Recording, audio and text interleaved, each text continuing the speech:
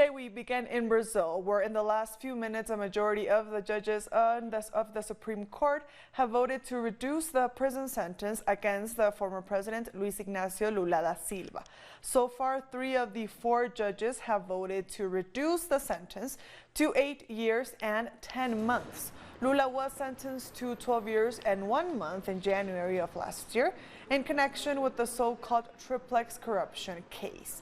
The ruling could mean that Lula is released later this year.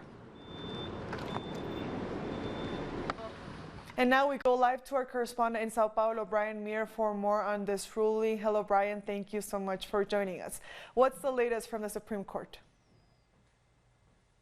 Well, Brazil has really 2 Supreme Courts, and so this is the Supreme Justice Court, which made the ruling today. In fact, the 5th group of the Supreme Justice Court, led by Minister Felix Fischer, they reduced Lula's sentence. And one of the reasons that people are saying that this happened is because the federal Supreme Court is going to meet shortly in the next few weeks to decide whether they should uphold the ruling allowing people to go to jail after their second appeal was denied. So this was a way that the courts could rush through very quickly a 3rd appeal process for Lula. And instead of just throwing out the kangaroo court charges against him, which have no material evidence, they opted to reduce his sentence. Nevertheless, it's still going to be hard for them to keep Lula behind bars after this ruling. At the very least, it's expected that he'll be transferred to house arrest and released from this solitary confinement where he's been illegally held since April of last year in violation of the Mandela rules and other international rights. So, Brian, just what you were mentioning now. Could you explain to us what does this ruling mean to our viewers and what could be the consequences? Well, what it means is that by reducing Lula's sentence, it opens him up to other rights of prisoners, which would include possible transfer to house arrest or even possibly being freed on time served, on probation within the next few months. So how this plays out is still going to be interesting to watch, because we know that the person who threw Lula in jail, Sergio Moro, is now the justice minister. He's probably going to try and block this somehow, but he's now fighting with the Supreme Court and other members of the judiciary. So we don't really know what's going to happen, but it's good news for Lula and his supporters. Brian, what about the other conviction given to Lula in a separate case?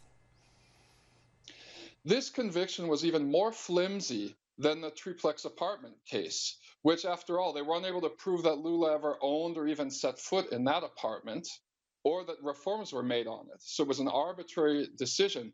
This second case is even flimsier, and it's not expected to hold up to any appeals processes. But even so, he can't be thrown in jail over these accusations, over this ruling, until he's at least 1 appeal.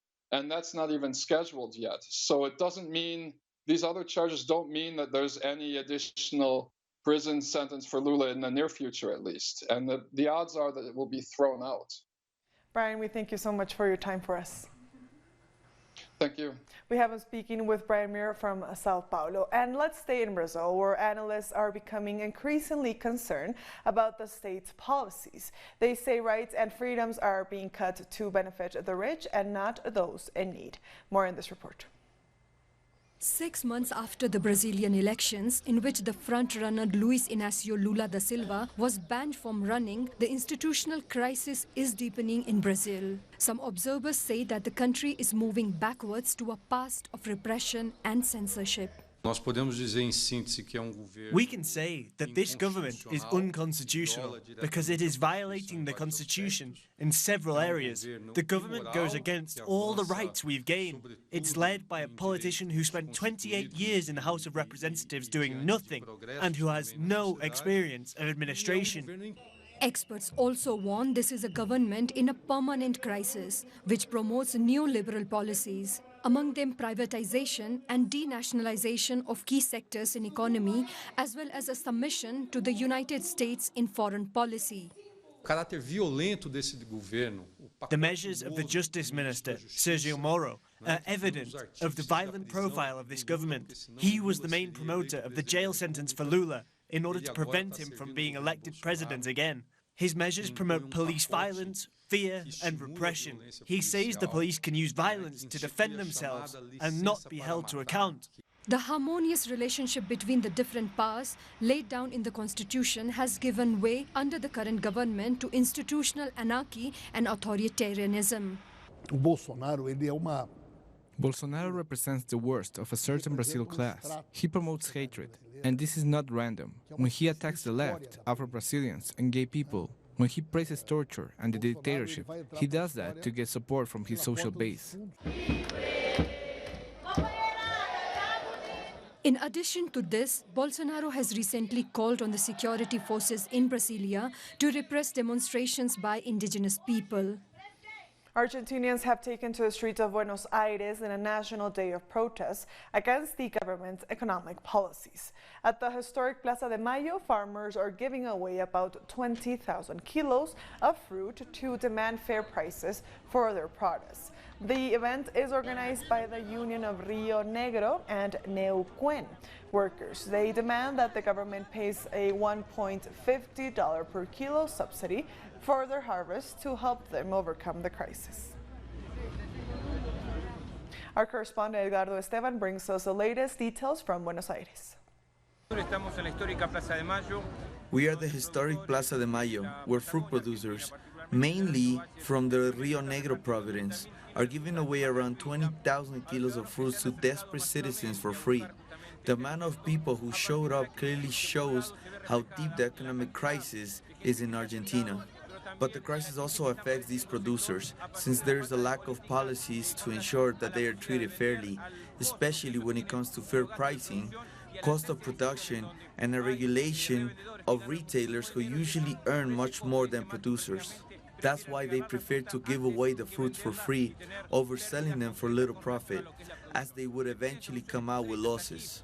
They are demanding concrete measures from the government of Mauricio Macri, including a $1.50 per kilo of harvest subsidy to help them overcome the crisis, and also a special health plan with 10 years of assistance. That was Edgardo Esteban from Buenos Aires. The Nicaraguan government delegation held a news conference today in which it highlighted the progress made since the start of talks with the opposition Civic Alliance. The talks represent a continuation of the process by which the parties seek to find solutions for the crisis facing the country. Foreign Minister Denise Moncada announced that a roadmap and negotiating agenda have been agreed upon. They also agreed on the release of prisoners with the support of the International Committee of the Red Cross. The government has decided to release detainees within a maximum period of 19 days from the March 20th start date. Those detainees had been incarcerated in connection with the attempted coup d'etat in April 2018. Moving on, Venezuela's communications minister held a press conference to provide an update on the progress of the criminal investigation into the attacks on the country's power grid. While a number of people have been detained, Rodriguez said that suspects who are directly involved in the attacks on the Guri hydroelectric dam are based out of Colombia and the U.S. We are searching for him by way of Interpol so that he can answer to justice in Venezuela. Terrorism should be a crime in which countries of the world collaborate with the investigation. And at this time, with a terrorist act of such magnitude, if it was carried out in any other country, and it was the case that the perpetrators sought refuge in Venezuela, we would immediately hand them over to the country which fell victim to the terrorist attack. Venezuela's opposition has made several attempts to oust the government. Efforts have increased ever since opposition figure Juan Guaidó proclaimed himself interim president. Since January 5th, when Juan Guaidó assumed the presidency of the National Assembly, the opposition reactivated plans to overthrow President Maduro. I will assume the responsibilities of the presidency as the interim president of Venezuela. Act 1. The self-proclamation of Juan Guaidó on January 23rd before his followers in a public square. Act 2. The enactment of an illegitimate law considered by experts an assault on the Venezuelan constitution. The Constitution is the supreme law, a law which was approved by the National Assembly, which continues to be held in contempt by the Supreme Court, cannot be approved. Their resolutions are null. They cannot modify the Constitution. Act 3. A diplomatic siege, the immediate recognition of Guaido by a number of governments in Latin America and Europe, led by the United States. Weeks later, some of them, such as Germany, backed off due to inconsistencies in Guaido's supposed powers that even Washington finds hard to explain convincingly. As of the date of this alleged term for Maduro, the presidency is vacant. But they have also said that that 30-day period starts when Maduro goes. The end to his interim presidency starts counting because he's not in power. That's the problem. Maduro is still there. Act 4. Attempting to fracture the Bolivarian armed forces from being called enemies and murderers, the opposition went on to offer them amnesty in the event of a successful coup, using pressure from economic sanctions imposed by the United States. I would imagine things will change, but we really haven't done the really tough sanctions yet. We can do the tough sanctions, and all options are open, so we may be doing that. But we haven't done the toughest of sanctions, as you know. We've done, I would say, right down the middle, but we can go a lot tougher if we need to do that. During their attempt at forcing alleged humanitarian aid from Colombia into Venezuela, they predicted a massive desertion of military personnel. But unofficial figures show only 300 deserters out of a 250,000-strong army. Doing the right thing is respecting the people themselves. We need to be on the side of the legitimate authorities of Venezuela. Act 5. Intensify economic sanctions by freezing the assets of state oil company PDVSA, sanctioning Venezuelan banks, and blockading the purchase of medicine in North America and European markets. They have created an economic loss of around $114 billion. This includes $7 billion from Citgo assessed. In an act of outright stealing by the United States, another $11 billion correspond to Citgo transactions, with Bolton himself estimated to be in that range. To that, we can add $1.2 billion in gold on top of the $1.6 billion in banks in Europe. But there are additional costs when you consider delays of ships that bring us medicine as part of the blockade, which cause us to default on payments too. On the other hand, attacks on our national currency amount to around $92 billion in losses. This is one of the main weapons of the economic warfare. They generate inflation and sabotage PDVSA, one of our main industries. For years, the opposition has been testing the 198 techniques found in a manual by Gene Sharp, one of the leading ideologists of soft coups. His theory of regime change includes a number of stages: softening and delegitimizing authorities, street violence, a combination of types of struggle, until finally there is a break in the government. These manuals, from the perspective of Venezuelan society, have not been successful at all. The latest attempt is the so-called Operation Freedom, which, with actions of terrorism and street violence, hope to overthrow the government of Nicolas Maduro. The next major mobilization is on May 1st, but so far, no tactic has worked for them. We'll take a short break now. Join us in a few.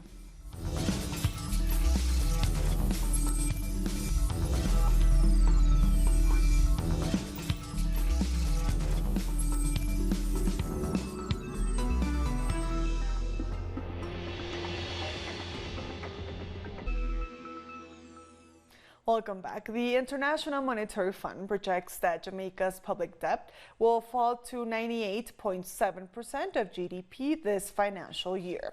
It would be the first time in nearly 2 decades that the figure will be below 100%. In its latest review, the IMF also says Jamaica's unemployment is near all-time lows and business confidence is high. This as the island's economy grew by 1.8% last year. In 2016, Jamaica entered into a 3-year IMF arrangement, which gives it access to just over $1.5 billion. In northern Santander, Colombia, locals have said the military has killed a former member of the FARC and tried to bury his body. Villagers heard the gunshot and found the body of Dimar Torres before it was hidden. The community guarded his body while they waited for the arrival of authorities. Torres was part of a reincorporation program for former combatants to reintegrate into society. Mexican authorities detained a group of migrants along a road in southern Mexico on Monday who could be deported. Among those detained in Pijijiapan in the state of Chiapas were mothers with their children escaping poverty and violence in Central America. Government data shows Mexico has ramped up detentions of migrants. It also follows criticism from U.S. President Donald Trump that the Mexican government isn't doing enough to stop migration. Our correspondent in Mexico, Eduardo Martinez, explains us the details. Authorities from the National Migration Institute have arrested around 367 people on the road that connects the Mapastepec and Pijijiapan municipalities. They said the arrests took place as a part of migration control measures because all people who enter the country have to register with immigration. This registration enables people to get the proper documents to move freely around Mexico.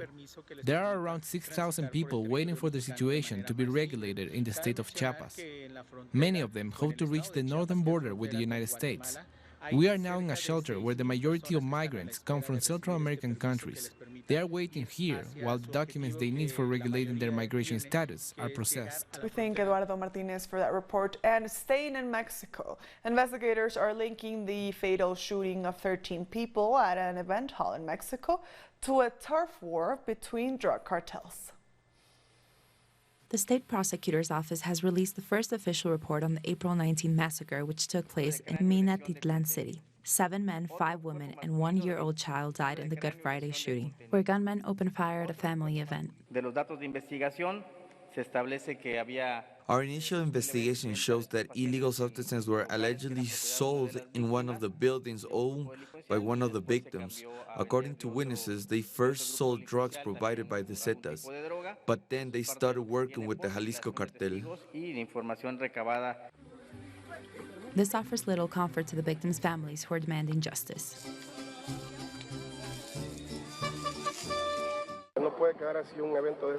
Such an event cannot go unpunished. This is highly concerning. We are very upset, especially because even a baby died in the massacre. Mexico's President Andrés Manuel López Obrador has since met with Veracruz security officials. He has promised to return peace to the state that has been considered one of Mexico's most dangerous. This will take time. Previous administrations left our country in a deplorable situation. They left it in a crisis of violence, corruption, and crime. Mexico's government has created a new National Guard to establish an alternative to the military in the fight against organized crime. The National Guard is part of our plan for peace and security in 2018 to 2024. It has components to combat poverty and corruption, reorganizing 266 regions of the country under a brand new structure.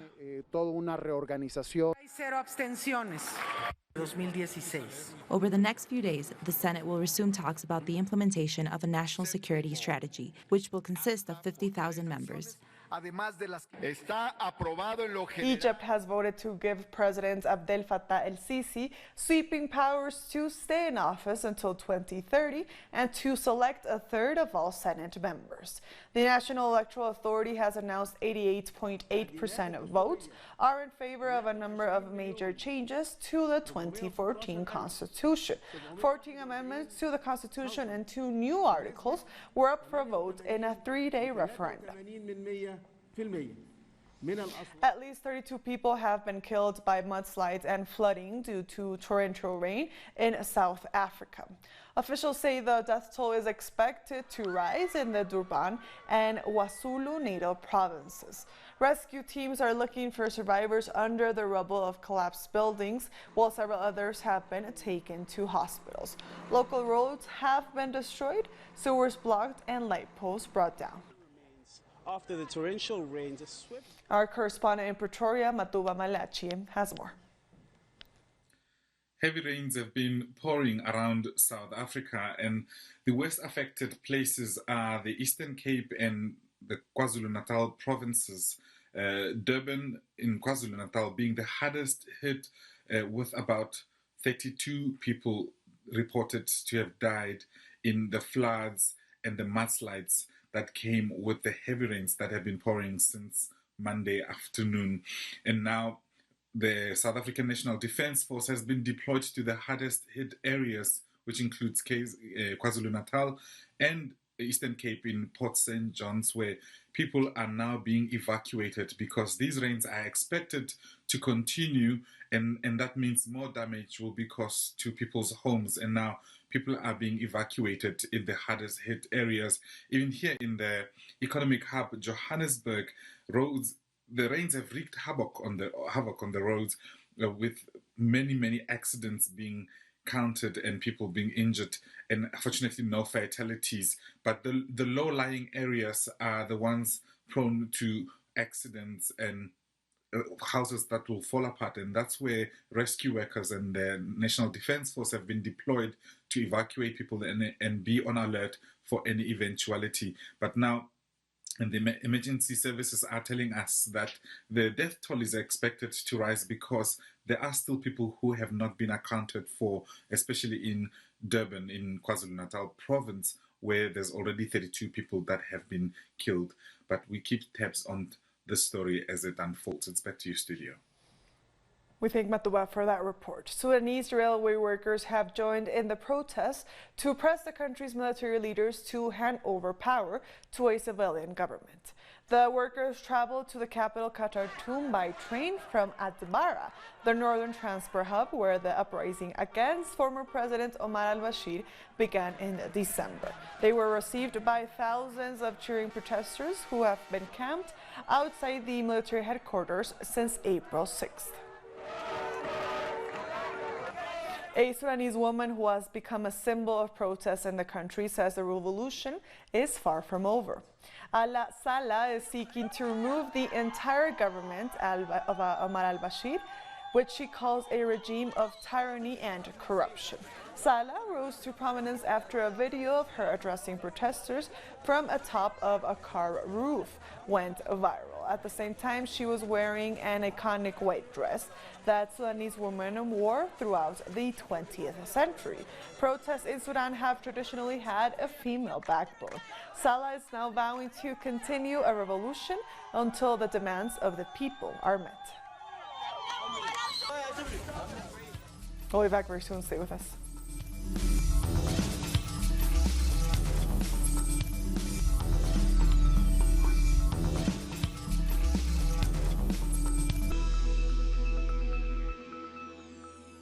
Welcome back. Ugandan pop star and opposition legislator, popularly known as Bobi Wine, clashed with police as he tried to leave his home while under house arrest. Wine was stopped by police officers and soldiers deployed outside his gate. Police have vowed to continue detaining the Ugandan lawmaker at his home. The politician was arrested on Monday as he attempted to enter the venue of one of his shows. Like I said yesterday, everybody knows, the entire nation knows, that General Museveni just doesn't like what I sing. He wants me to sing praises to him, which I refuse to do. He wants to own my voice, he wants to own my mouth, and he wants to own my conscience, and that will not happen. And because we disagree on that, he's abusing the law. Video believed to originate from the Islamic State group has emerged on social media, claiming responsibility for Sunday's bombings in Sri Lanka. 321 people were killed in the attack. A senior Sri Lankan official says the preliminary investigation shows the attack was retaliation for the massacre of Muslims at mosque in Christchurch, New Zealand last month.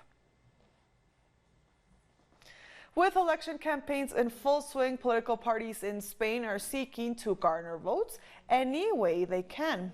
Polls indicate that the PSOE party and current President Pedro Sánchez are leading, but they will likely need to form a coalition to govern, potentially relying once again on Basque and Catalan sovereignty parties. They could also seek the help of the left-wing Unidos Podemos party. Meanwhile, the right-wing Popular and Ciudadanos parties are seeking to compete with the emergence of the far-right Vox party, pushing to a more reactionary position. And with that story, we've come to the end of this news brief. These and other stories, as always, find them on our website at telesurenglish.net. And also join us on social media. We are on Facebook, on Twitter, and on Instagram. For Telesur English, I am Estefania Bravo. Thank you for watching.